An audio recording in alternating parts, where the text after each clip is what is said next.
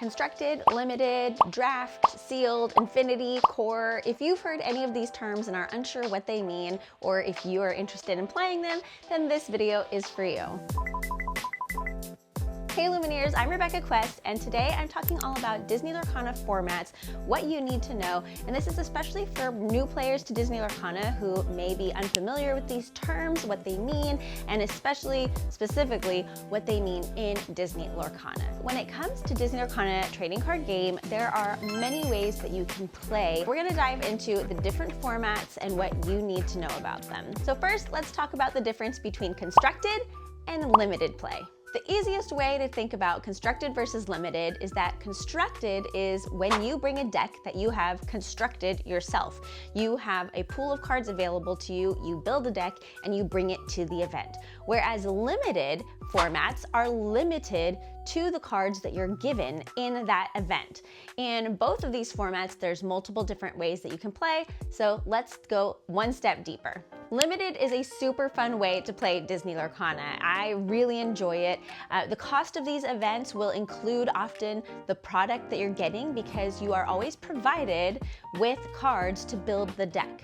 The most common formats of limited play are going to be sealed, draft, and pack rush. Limited in general is a really fun way to play with cards that you wouldn't normally use in constructed because you are limited, of course, to just that pool of cards.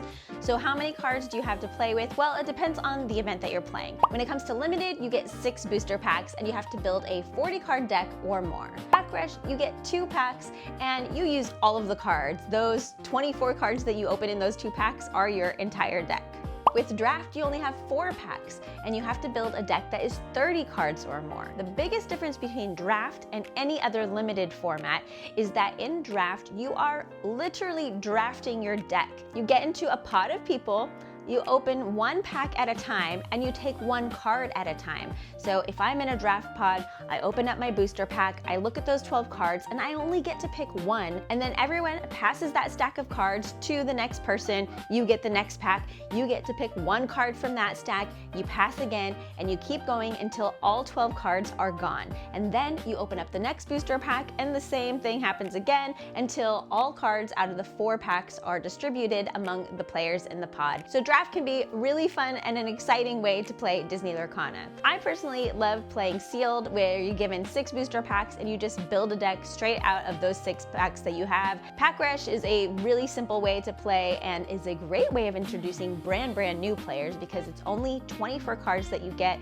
Your deck is those 2 packs, and there are some special rules around pack rush, and I'm sure I'll have a video coming soon with how to play pack rush. I have seen events where people do other kinds of limited formats where you build a deck from an entire booster box or from an Illumineer's trove, but really limited means you are, again, limited to the pool of cards that you are given as sealed product. Now let's move over to talk about constructed play.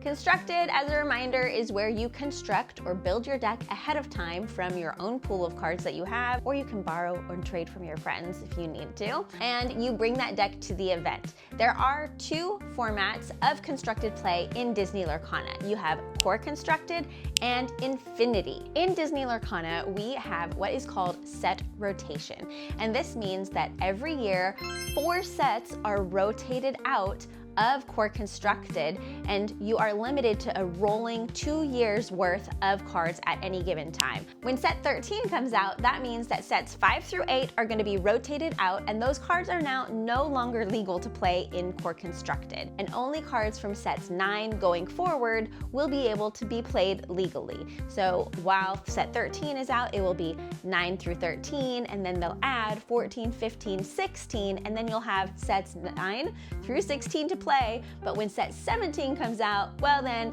9, 10, 11, and 12 are going to be rotated out, and this whole process starts over again. Now, there are cards from previous sets that have been rotated out that get reprinted at times, so you can play with those cards and you are allowed to use any version. For example, in a recent set, we had a reprint of Let It Go, which was actually a song card that was first printed in the first chapter.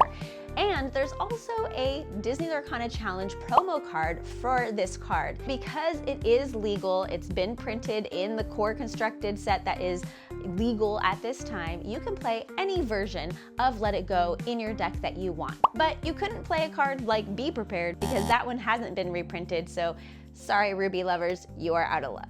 This does really restrict the card pool that you can pull from, but it brings fresh new life to the meta and makes things really exciting so that the game doesn't get stale and we can see new deck archetypes come to the forefront. And I think set rotation is great for the game and is a way to keep the game exciting for everyone every year. Now, on the flip side of that, we all have all these cards that we love and that we want to play with. Disney Lorcana presented us with the Infinity format. And this is the format where you can use all your cards from Infinity and beyond, from the first chapter all the way through to the current set that's being printed. And you can use any card in your collection to create any deck you want. The other thing that these two formats do actually have in common is that they both have a ban list. There are separate ban lists for each format, but they do have cards that are not legal under any circumstances. So if you're at an official event, you want to make sure that you're not putting any of these cards in it.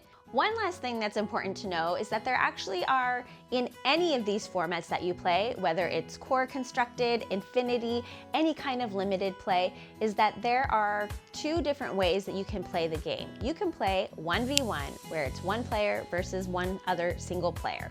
Or you could play multiplayer formats. And there's a few different multiplayer ways that you can do this. One is to play 1v1v1v1, where you have 3 or 4 or perhaps even more people that are all trying to race to get to the 20 lore on their own. Or you could play something like 2v2, where you play as a team. I think 2v2 is a really fun way to play, where you and your partner can play together at the same turn, strategize, and play against the other two players as a team. I think multiplayer is even really fun in Pack Rush. Now, some of you may be wondering, where does Illumineer's Quest fit into all of this? If you don't know, Illumineer's Quest is the cooperative version of Disney Lorcana, and it is absolutely one of my personal favorite ways to play Disney Lorcana.